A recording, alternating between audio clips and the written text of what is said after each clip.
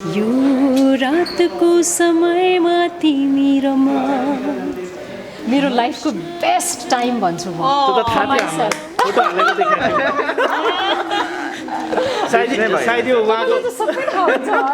सिउँदोमा कसैको नामको सिन्दुर रङ्गिँदैन तबसम्म त्यो अर्को व्यक्ति साथी मात्रै हुन्छ के लाइफ पार्टनर घोषणा गर्न हामीले मिल्दैन I don't know you know त्यस्तो एकदम कन्फर्म केही भइसकेको छैन अभियसली मेरो सोसियल मिडिया थ्रु थाहा भइहाल्छ विशेष सूत्र पनि जानु पर्यो म हरेक उमेरको अडियन्ससँग इन्टरेक्ट गर्न कम्फर्टेबल फिल गर्छु अब आफ्नो त त्यस्तै भयो अरूको बच्चासँग भयो कसले यो maintain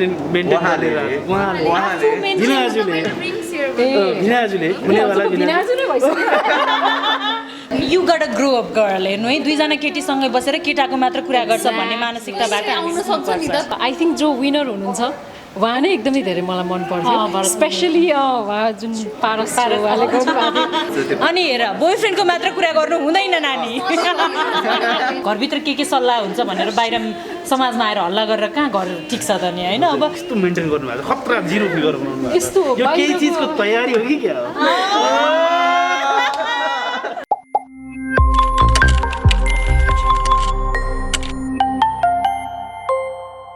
okay first of all त रिमाजी इन्दिराजीलाई धेरै धेरै बधाई छ आजबाट नयाँ भेन्चर सँगै स्टार्ट गर्दै हुनुहुन्छ अनाउन्समेन्ट भइसकेको छ फर्स्ट अफ अल त धेरै धेरै बधाई thank you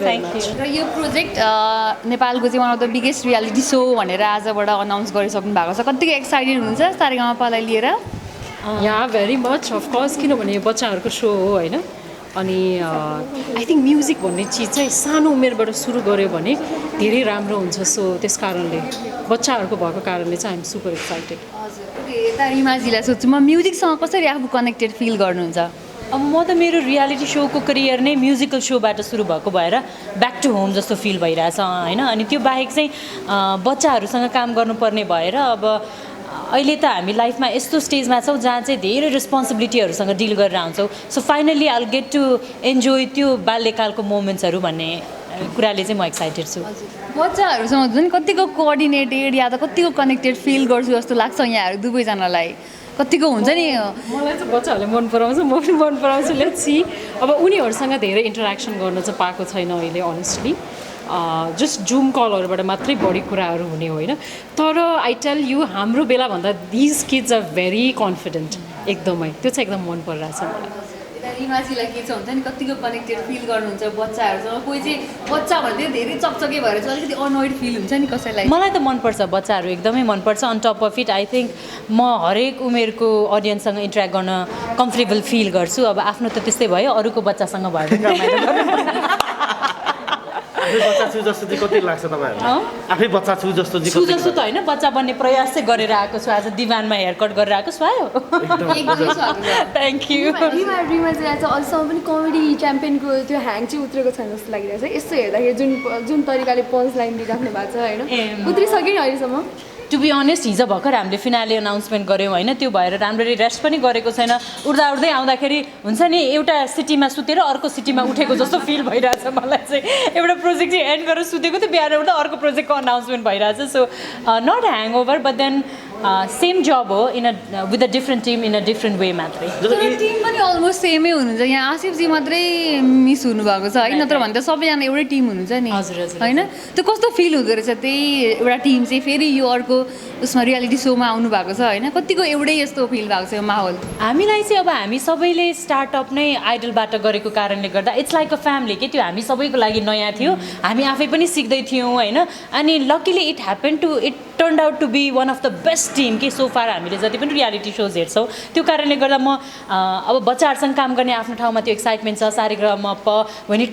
comes to music आफैमा एउटा एकदम रिस्पेक्टेड प्लेटफर्म हो अन टप अफ इट मेरो लागि डिफ्रेन्ट लेभलको एक्साइटमेन्ट भनेको am working with this team again हजुर र कस्तो हुन्छ इन्दिराजीसँगको सहकार्य एज युजल हुन्छ नि जस्तो कतिको रमाइलो हुनुहुन्छ उहाँ एज अ पर्सन र कतिको एक्साइटेड हुन्छ उहाँसँग सँगै यो स्टेजमा हुन्छ नि एज अ जज उहाँ बस्नुहुन्छ एज अ होस्ट हजुर बस्नुहुन्छ होइन कतिको एक्साइटेड हुन्छ यो टिमलाई लिएर इन्दिराजी चाहिँ इन्डिभिजुअली कुरा गरौँ न इन्दिराजीसँग इन्दिराजी र मेरो सम्बन्ध भनेको I got to know Indiraji जब हामी सुरुमा म आफै स्ट्रगलिङ फेजमा थिएँ होइन अनि हामी त्यो भर्खर उहाँ चाहिँ इस्टाब्लिस भइसक्नु भएको थियो उहाँको त्यो रातो घाँग्रा चिजहरू आइसकेको थियो अनि त्यो टाइममा हामी रोड ट्रिपमा अल नेपाल ट्रिपमा हिँडेका थियौँ हामी रुममेट्स पनि भएका छौँ अनि Indiraji as a musical person त उहाँले आफूलाई कति ग्रो गर्नुभएको छ र उहाँले जसलाई गाइड गर्नुभएको छ उहाँहरू कतिको राम्रोसँग प्रडक्ट निस्किनु भएको छ त्यो त यहाँ जगजाहेजै छ त्यो बाहेक पनि I find her as an individual as a person पनि मलाई चाहिँ उहाँ एकदमै इन्सपायरिङ लेडी लाग्छ कि the way she handles herself the way she has come हुन्छ नि द लङ वे र होइन अझ बखान भइसक्नु भयो जस्तो लाग्यो है मलाई अलिकति तपाईँलाई चाहिँ कस्तो फिल भइरहेछ अब रिमादी बिचमा त उहाँ बेपत्तै हुनुभयो होइन सिजन अब फर्स्ट सिजन सेकेन्ड सिजनसम्म सँगै बिचको सिजनमा उहाँ रमाउनु भयो अरूतिर नै कमेडी सो फेरि यो रियुनियनलाई चाहिँ तपाईँ चाहिँ कसरी लिइराख्नु भएको छ तपाईँको मलाई चाहिँ आई वान्ट टु कङ्ग्रेचुलेट ह जस्तो उहाँले भन्नुभयो हिजो राति अर्कै ठाउँमा आज अर्कै इट्स गुड उहाँ यति धेरै बिजी हुनुहुन्छ उहाँसँग यति धेरै काम छ यति धेरै अपर्च्युनिटी छ which means people want her she is high on demand guys so एकदमै मनपर्छ आई थिङ्क रियालिटी सोहरूलाई रिमा जसरी राम्रो होस्ट कसैले पनि गर्न सक्दैन अनि रिमाको नेपाली भोकाबुलरी पनि उत्तिकै राम्रो छ यति स्पष्ट लामो पनि रिमाले बोल्न सक्छ कि she is very very talented I don't think अरू कुनै हुन्छ नि अल्टरनेट अर सब्स्टिट्युट छ रिमाको लागि सो त्यही भएर पनि रिमालाई नै राख्नु होला यो टिममा पनि जस्तो लाग्छ मलाई सो हजुरले रिमाजीको जुन हुन्छ नि कमेडी च्याम्पियनमा उहाँले जसरी पन्चहरू लगाइराख्नुहुन्थ्यो है सोमा त्यो कतिको फलो गर्नुहुन्थ्यो कतिको हेर्नुहुन्थ्यो मैले हेरिरहेको थिएँ अनि आई थिङ्क जो विनर हुनुहुन्छ उहाँ नै एकदमै धेरै मलाई मन पर्थ्यो स्पेसली उहाँ जुन पारस उहाँले गर्नुभएको थियो आई थिङ्क द्याट्स त्यसमा मेसेज पनि थियो फनी पनि थियो एभ्रिथिङ वाज गुड अरू सबैजना राम्रो हुनुहुन्थ्यो तर आई रियली इन्जोयड र यो चाहिँ अघि कुरा गरे जस्तै हुन्छ नि दिस इज नेपालमा बनेको हुन्छ नि विशालजी र उहाँको मेहनत आई थिङ्क के is also there so I think in between फ्रेन्चाइजेसहरूको बिचमा आफ्नो नेपाली फर्मुलाबाट आएर चलेको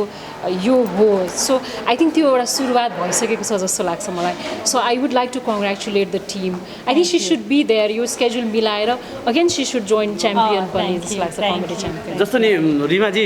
नेपाल आइडलको अर्को श्रृङ्खलाको लागि तपाईँलाई बारम्बार फोन पनि आएका थिए होइन लास्टमा फाइनल भएन छ नि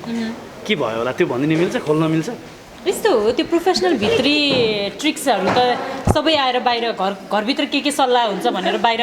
समाजमा आएर हल्ला गरेर कहाँ घर ठिक छ त नि होइन अब यत्रो छ मार्केट हामी घुमिफिरी सबैजना एकअर्कासँग काम गर्नुपर्छ हामी नेपाल आइडलबाट यात्रा सुरु गरेका थियौँ बिचमा आफ्नो काम गऱ्यौँ and we are back in another project so त्यो घुमिफिरी काम गर्नुपर्छ त्यो भित्रको ट्रिक्सहरू I would like to keep it a secret जस्तो नि यो तपाईँको राज के होला यस्तो मेन्टेन गर्नुभएको खतरा जिरो फिगर बनाउनु भएको यस्तो यो केही चिजको तयारी हो कि क्या हो यस्तो वर्षाले पनि सोधिसक्यो के हो यस्तो खास अनेस्टली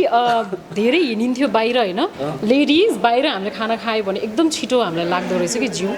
अनि घरको खाना खाने भात दाल तरकारी हुन्छ नि मजाले खाना खायो भने आई थिङ्क मेन्टेन नै हुन्छ अनि स्ट्रेस अलिक कम छ रिमा जस्तो धेरै बिजी छैन स्ट्रेस अलिक कम छ त्यही भएर आइ एम रियली ह्याप्पी यो धेरैले भन्ला लकडाउनले यस्तो बर्बाद भयो मेरो लाइफको बेस्ट टाइम भन्छु म त्यो त थाहा थियो हामीलाई फोटो हालेको देखाएको थियो सायद यो उहाँको सबै थाहा हुन्छ अरे विशेष सूत्रबाट अनुपले थाहा पाइसकेको यो उहाँले नै सिकाउनु भएको हो कि क्या हो कसले यो मेन्टेन गरेर उहाँले भिनाजुले हुनेवाला भिनाजु नै भइसक्यो no I guess I think it's important स्क्रिनमा आउँदाखेरि आई थिङ्क फिटनेसको लागि आई थिङ्क एकदम धेरै ओबिस हुनु is like unhealthy so fitness चाहिँ त्यस्तो धेरै त छैन धेरै जिम जाने मान्छे त होइन त्यही हो घरको खाना खाने सब ठिक हुन्छ यो फिमेलको लागि होला मेलको लागि चाहिँ के छ यस्तो वेट गेन गर्न भनेको तिमी बिलाउने अब नगर्ने धेरै पार्टी नगर्ने जस्तो लेट नाइट नगर्ने हामीलाई पनि सूत्र हुन्छ उहाँको विवाहमा जान कतिको हतारमा हुनुहुन्छ तपाईँ फ्रिकआउट नगर्ने कतिको हतारमा हुनुहुन्छ उहाँले हेर्नु अर्कै गफमा भुलाएर त्यो टपिकमा कुरा नहोस् भन्ने चाहिरहनु भएको छ है यस्तो हो जबसम्म स्वयं होइन जो इन्भल्भ हुनुहुन्छ ऊ व्यक्तिले पर्सनली हामी माझ आएर अनाउन्स नगरेसम्म कसैलाई पनि त्यो दुविधामा पारिदिनु हुँदैन। जबसम्म एउटा नारीको अस्ति मैले निताले भने जस्तो लाग्छ होइन सिउँदोमा कसैको नामको सिन्दुर रङ्गिँदैन तबसम्म त्यो अर्को व्यक्ति साथी मात्रै हुन्छ कि लाइफ पार्टनर घोषणा गर्न हामीले मिल्दैन। So I am waiting hopefully I'll get the invitation जब उहाँ जिन्दगीको त्यो स्टेजमा पुग्नुहुन्छ र कन्फर्म हुन्छ कि उहाँ त्यो ढुक्कका साथ ल म रेडी छु भनेपछि I'm sure I'm hoping I get the invitation. मलाई जोड्न मन लाग्यो होइन प्रोफेसनली चाहिँ यहाँहरू सँगै काम गरिसक्नुभयो धेरै होइन पर्सनली चाहिँ यहाँहरूको भेटघाट हुन्छ नि कुराहरू सेयरिङ बिएफएफ टाइपको गफहरू त्यस्तो चाहिँ कतिको हुन्छ? हामीले पहिला पहिला हुन्थ्यो अहिले त धेरै व्यस्त भयो है। म टाढा टोखामा बस्छु तर हामी ट्राभल गर्दा अडिसन्समा हिँड्दा सबैजना एउटै रुममा जुट्ने एकदम हल्ला गर्ने गीत गाउने सबै हामीले जम्मै क्रेजिनेस गरिसकेको छ लाइफमा टिम नै बोयफ्रेन्ड गफहरू चाहिँ कतिको हुन्छ दुईजना बिचमा हुन्छ नि सेयरिङ हुन्छ नि you got a grow up girl हेर्नु है दुईजना केटीसँगै बसेर केटाको मात्र कुरा गर्छ भन्ने मानसिकताबाट आउन सक्छ नि त कहिलेकाहीँ सधैँ कहिलेकाहीँ भनेको पहिलो कुरा त काम गर्ने सबैजना बिएफएफ नै हुनुपर्छ भन्ने त्यो कम्पल्सन होइन we are really good friends किनकि हामी स्ट्रगलिङ डेजको साथी हो। अझ उहाँ त म स्ट्रगल गर्ने टाइममा she was already a star मैले उहाँबाट धेरै चिजहरू सिकेको छु अनि हामीले त्यो अवसर हुन्छ नि त्यो हाम्रो बन्डिङलाई बिएफएफ लेभलमा लाने त्यो अवसर हामीले अझै पनि पाएका छैनौँ। होपफुली सारेगामा त्यो प्लेटफर्म बन्छ कि लेट्स बी होपफुल। अनि हेर बोयफ्रेन्डको मात्र कुरा गर्नु हुँदैन नानी बोयफ्रेन्डको मात्र कुरा गर्नु हुँदैन अब गर्ने हो बिहेकै कुरा गर्नुपर्छ प्लान गर होइन गर्नुपर्छ। मलाई एउटा सोध्न मन लाग्यो बिहेकै प्रसङ्ग आयो होइन तपाईँसँग एक्सपिरियन्स छ तपाईँ एक्सपिरियन्स लिने तयारीमा हुनुहुन्छ होइन विवाह कतिको इम्पोर्टेन्ट हो जस्तो लाग्छ? हाम्रो कानुनले मान्छेलाई एक घुच्के हान्यो भने के पनिसमेन्ट दिन्छ? तपाईँले हामीलाई त I'm ready to take that punishment. I think you know working women अहिलेको जुन वर्किङ महिलाहरू छौँ नि हामीलाई थाहा हुन्छ कि when is the right time जब आफू मेन्टली प्रिपेयर्ड हुन्छ त्यही बेला गर्ने हो। अनि हाम्रो लागि करियर पनि अलिकति इम्पोर्टेन्ट छ कस्तो बिहालाई मात्र biggest day biggest event of my life भनेर त्यसरी हुर्काइन्छ नि त प्राय म त्यो खालको नोसनको मान्छे परेन होइन म्यारेज इज इम्पोर्टेन्ट होइन किन हाँस्नु मलाई अनु दिदीले एउटा क्वेसन सिकाउनु भएको छ सोधिहाल्छु दसैँ अगाडि कि पछाडि I don't know you know त्यस्तो एकदम कन्फर्म केही भइसकेको छैन। अभियसली मेरो सोसियल मिडिया थ्रु थाहा भइहाल्छ विशेष सूत्र पनि जानु पर्यो थाहा भइहाल्छ। So you know I mean right टाइममा आउँछ सबै कुराहरू है एक्ज्याक्टली एकदम म चाहिँ I love to stay low key अलिकति धेरैलाई फिल पनि हुन्छ होला अलिकति लोकी बस्नु मन लाग्छ यस्तो चिजहरूमा विशेष गरी व्यक्तिगत चिजहरूमा त्यस कारणले होइन तपाईँको विवाहको केही कन्फर्मेसन दिनुभयो भने उसले छेउछाउको घर पहिले बुकिङ गर्न तपाईँलाई खबर गर्छु नि त म घर बुक गर्न जाने खिच्नलाई नि भेन्यूको छेउछाउको घर बुकिङ गर्न जान्छ त अब यस्तो होला केही नआए पनि कालो सिसामा ठिकै छ नि त अब एउटा गीत गाइदिनु नि त गाउनै पर्छ र उहाँ तपाईँको रोजाइ मेरो रोजाइमा होइन म त उहाँले जे गाए पनि नयाँ गीत सुनाउनु प्लिज लेट्स नाच्नुपर्छ है तिमीले यो रातको समयमा म माइक पक्रिदिन्छु फेरि गर्छु ल ल हल्ला गर्नु तपाईँले उसलाई थाहा छ फेरि म कस्तो यो रातको समयमा तिमी रमा मन्द मन्द बेगमा चाली पाइलाहरू प्रश्न हजारौँ केलाउँदै मनभरि हिँडिरहेको तिमी रमा वातावरण सुनसान छ ओठहरू चुपचाप छन् यो रातको दोष नै पो हो कि नजिकिदिएछ हाम्रो मन यो मरो स्वप्न सुमन भाइले गरेको नयाँ गीत नजिकिँदै सुन्नु होला कस्तो रोमान्टिक हजुर इट्स अ ब्युटिफुल एकदमै राम्रो लाग्यो मलाई थ्याङ्क यू केही छ म त धेरै त्यो रोमान्टिक फिल गरिसकेँ मेरो प्रश्नै आएन हुन्छ तपाईँ जसलाई सम्झिँदै हुनुहुन्छ उहाँलाई भेट्न जानुहोस् त्यसो भए उहाँले छोडेर गइसक्नु Can I? ल जाउँ